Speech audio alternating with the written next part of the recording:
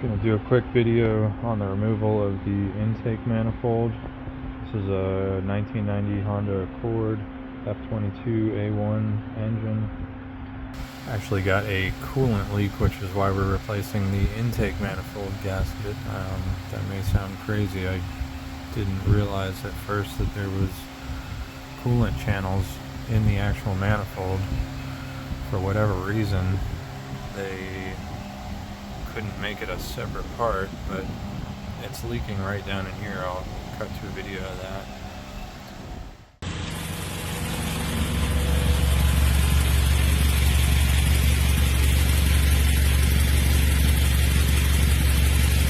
I just pulled the intake boot out. I'm leaving these metal lines attached, not only so I know where it goes, but because if you just disconnect it from the boot, then these lines are going to be, I'm sure, in your way at some point. So just pull it like that. Next I'm going to pull all these lines off the top right here. I took a picture before I did it just in case. I mean, it seems like it's pretty straightforward. What I like to do on all these lines that you got to disconnect, spray some silicone lube, so that it dries pretty quick and won't generally contaminate anything. And then if you're having trouble with any lines, just kind of twist them back and forth, and they should pull off pretty easily. If you come across any that are seized, which I already have. So another little tip, I picked up these neon colored zip ties from Harbor Freight. So as you're going, you know, if you feel like there's something you might forget to reconnect, just put a zip tie on each side. You can do tape, paint markers. I've seen plenty of different things, but something like this where you got so many different lines to pull, just like to mark some stuff. Alright, so after removing the boot, I've taken the PCV line off, which goes right here. Just toss that to the side, unplug this guy right here. I'm going to get these two bolts off, free up some slack. Well, actually, yeah, I'm going to take the throttle cable off, put that over to the side there. I'm thinking that I can unbolt the top of the manifold and just go to the passenger side with it, tilt it out of the way. Alright, throttle cable's off. There are 4 12mm bolts, 2 in the back, 2 in the front. I'm going to pop those off and see if I can tilt this thing up out of the way enough to get the gasket on, and then see if I need to remove it to get to the lower part of the intake manifold. Alright, I got those out. There's actually a line back here going to the brake booster. I'm going to take that clamp off because that's definitely going to keep me from doing what I'm trying to do here. Okay, I lied. It's 5 bolts, or I think it's 3 bolts and 2 nuts. There's 1 nut right here, another one on that side. I went to take this off and it was not moving, so I found that other one. While I'm over here, I'm going to take these 2 vacuum lines off, take a picture or come back to the video here to see where they go, because those could easily be mixed up. Make sure you've got some extra line on hand, because that's now the second one that's broke on me. Just a simple vacuum line. Alright, back on the other side, I'm going to get this line off, because that seems to be the one that is keeping it from lifting up off the studs here. Alright, so I've got that up and off there. I just kind of set it back because I realized I want to get this thing off. I don't know what that is, EGR valve or something. The clips just pop off here, and actually I don't know why that's like that, but I don't know if I can get to that nut. Definitely get to that one. Alright, so open end 12mm wrench. That's going to be probably the only way to get that off. You got to come back here from this side. You got barely enough room. Just crack the nuts and they should hand thread off. If not, maybe spray some lube, but they hand threaded off for me, which was good, because doing it 1/8 of a turn with a open-end wrench sucks. This probably should get a new gasket, but I don't know, looks okay. I might clean it up a little bit, and I don't have one, so here you can see pieces of that gasket on the upper part, and the only reason I was doing this was because the manifold gasket that I need to replace, it came in a set with both gaskets, and I figured taking this off would make it easier to work on. So I guess that's good that we're doing that, because that one looks like it's toast. Alright, last one. Hopefully I just took this line off here so that I can swing this out of the way. Can't really do it with one hand, but so that's what that looks like. I unplugged this as well just to free up some slack, and hopefully I can do the rest of this job with that swung out of the way like that. So I was a little concerned about the bolts, or the nuts I guess, that are holding it on, holding the intake on underneath. You can see the ones up here on top, but there's 4 or 5 underneath, and I just put the car up and they're pretty easy to get to under there, with the exception maybe of the farthest passenger side one. I couldn't tell if there is one past my line of sight down there or not. I do remember seeing on a diagram that there's some kind of bracket on this side, so that might be something I run into. I'm gonna go look at the diagram again and see if I need to unbolt the bracket from the manifold, or from, I guess, the head or the block or whatever it's attached to. See which one might be easier. And I'm probably just gonna remove this electrical for the fuel injectors to make these easier to get to. Could probably stick a wrench in there, but I'm waiting on the part anyway, so I'm just gonna give myself as much leeway as possible getting to those, because that's not something you want to strip. I may even pull the fuel rail completely out. Alright, the fuel rail is right here. It's up and out of the way. These injectors look kind of nasty. I just wiped this one down, and then it looks like 2 of our seals stayed in the intake. I'm probably just gonna pop these back in and clean off these injectors while I have them out, clean off the manifold a little bit, and yeah, now I have a lot better access to these nuts that are holding the intake on. And you can see in there is 1, 2, 3. There's one down here,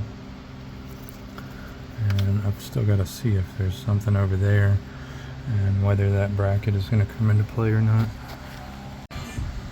That actually cleaned up pretty good with some brake cleaner and wire brush. Alright, so I'm underneath the car. You can see one of the studs there, one right there behind that hose. That one's kind of tricky to get to, but these, I will say, if you crack them loose, you can pretty much hand thread them off. That's kind of nice. Alright, so I got all the bolts off the bottom. I don't know if you can see that. There's a little bit of play on this side. It seems like it's loose. I think there's still something over here. Alright, so it turns out there is another nut under there. I looked at the diagram and confirmed, and it's just to the outer side. You see where that upper stud is? So you got to feed a long extension in there with a 12 and just kind of line it up. I'm not sure how I'm going to get this thing back on, but so I'll figure that out later. Alright, so I should have just taken this off to begin with. This is the thermostat housing.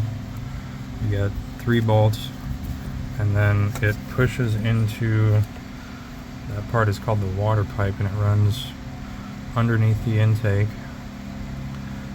Apparently those O-rings like to go bad, so I'm just going to stop and grab an O-ring for that while I've got this off. I'm going to go to the parts store later anyway. Might even grab one of those EGR gaskets. And other than that, I mean, you can see I've got the intake off, and yeah, it was necessary to take this off because it's held in place by that water pipe, and without disconnecting the thermostat housing, you're not going to pull this off. And I don't know if you can see right here, it looks to be, actually it's in there where the coolant leak was. And yeah, I mean, at this point I've lost most of the coolant, just pouring out of the water pipe there, and I zip tied back the upper rate, or I guess lower, I don't know, one of the radiator hoses goes up there. That was going into the thermostat housing there. Alright, a few hours later, I've got my gasket now. There's the part number if you need it. See the upper and the lower. And I think these are like the older style, like kind of paper gaskets, I'm not sure. I looked around at the local parts stores, couldn't find the O-ring or the EGR valve gasket.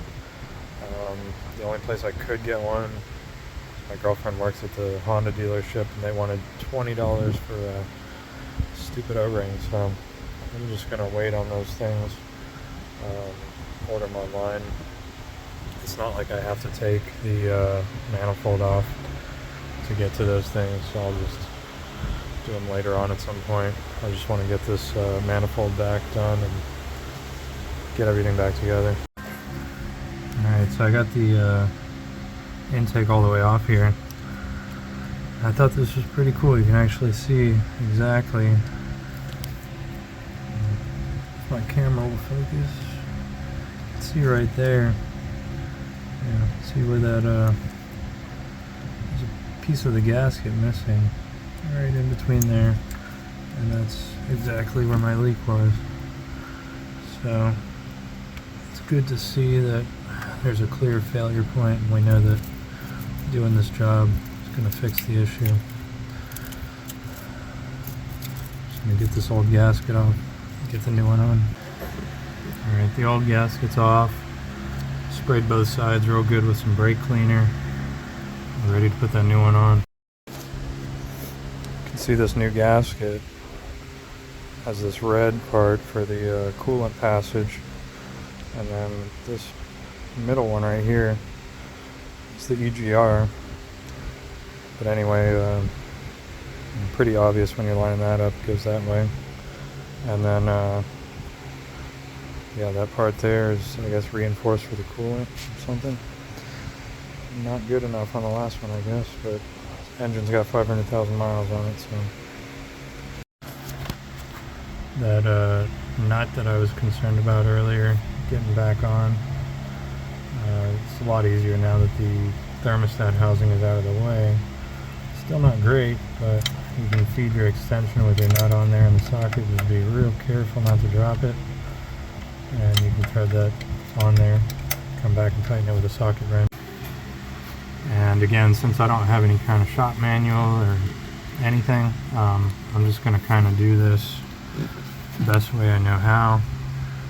Tightening the intake bolt or nuts. I've already got the tops on. I'm going to go down and get the bottom one started. But I mean, anytime you do something like this, valve cover, whatever, you want to start from the inside and go out. So I'm probably going to do like one here, for example, and then one down on this side underneath, then back up top here, back underneath, and then keep going like that. Kind of sucks to go back and forth, up and down, but try to do this the right way and not have problems later on. Alright, so all the nuts are started. That one right there, far driver's side bottom, probably the hardest one to get on, unless you're left-handed, maybe underneath. But I ended up just going up from up top here. Putting some slack on this electrical. Excuse my lack of timing cover here, but yeah, just pulled some of this cable out. that one goes in there. That's for your fuel rail. But that gave me a little room to actually get in there, put that nut on. I think I should be able to tighten it from the bottom. So I'm going to start tightening these up. Alright, the lower manifold's bolted all back up. Going to put the fuel rail back in. Alright, I got the fuel rail in, putting the thermostat housing back in. You got these 3 bolts. I just started that one by hand. Struggled with it for a minute. Didn't realize that the water pipe on the bottom of this housing can actually rotate under, not a lot, but enough to where you're putting this, you got to get the thermostat housing on that water pipe first and then try to bolt it up here. While I did that and the holes are way off, I'm sitting here wondering if I bent the water pipe or something. Popped it back off, realized that the water pipe rotated, so sorted that out.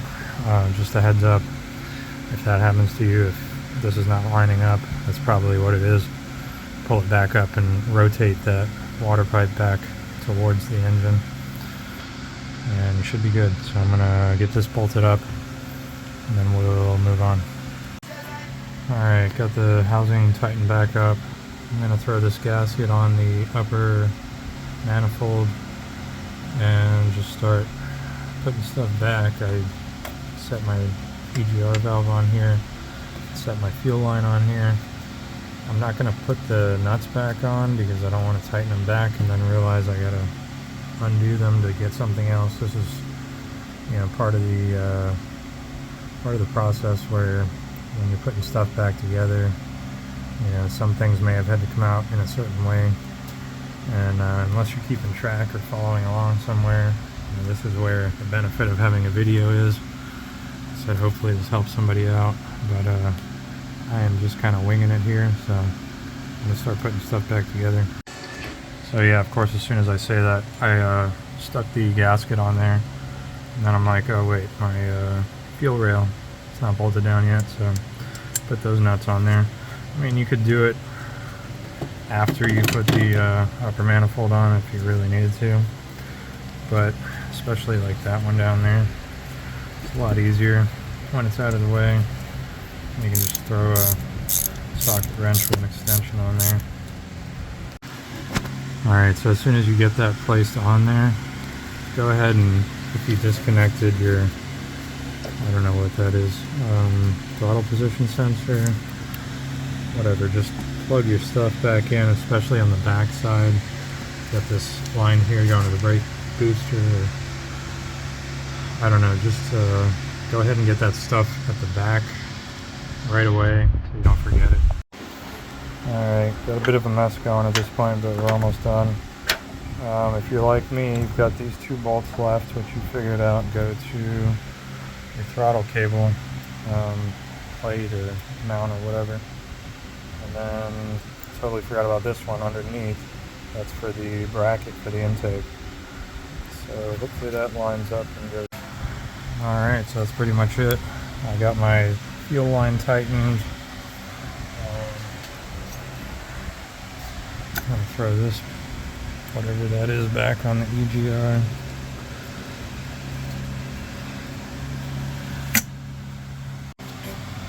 Alright, so now just kind of go around and make sure you got all your electrical and vacuum lines.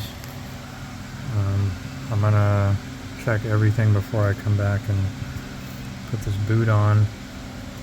I think that one goes to the boot. Got a line here.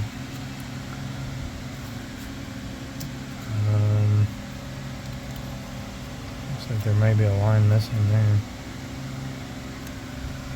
Alright, so don't forget these 2 lines. Got one going to the fuel pressure regulator, and one going to, I don't know, cruise control. Go ahead and pop that in over here.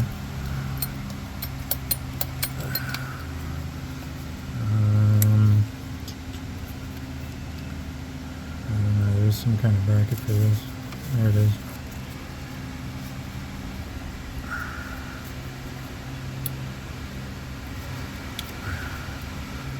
little harder with one hand. There we go. Okay. Looks like we're good on this side. Make sure you got your cable pulled back over. I don't know if that's where that's supposed to go. Probably on the timing cover or something. But that's how mine's been. And until I get a timing cover, that's how it's going to stay. Took the PCV valve out, put that back in.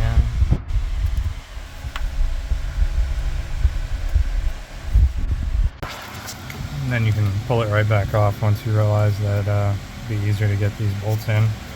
Put your throttle cable on. If you don't know how to do this, you want to push it all the way. I can't really do it with one hand to show you, but this cable will swing out, and then you pull this ball, like a cylinder thing, straight out. And yeah, I'm going to put my PCV valve back on now and see what we might be forgetting. Alright, so this actually had me stumped for a minute because I see a nipple there and there, thinking there's a hose missing, but that's right there, so make sure you attach that one. Come back with some pliers, and then this one here, if you remember when we took the boot off, you got these two. You got a hard line right there that goes into that, and then one of these, you got two soft lines. One of them goes here, and one of them I will figure out. Alright, so I just started it up and realized I forgot that hose. I smelled something weird. Came over here, saw the coolant gushing out of there, so don't forget that one. These 45-degree angle needle nose pliers, definitely get a set before you do this job. They saved me a few times. And something like that, I believe I took that hose off when that upper intake manifold was off, and it was pretty difficult to get to without those pliers. Spray some of that silicone lube on and slide it up with the pliers. Gonna start it up again.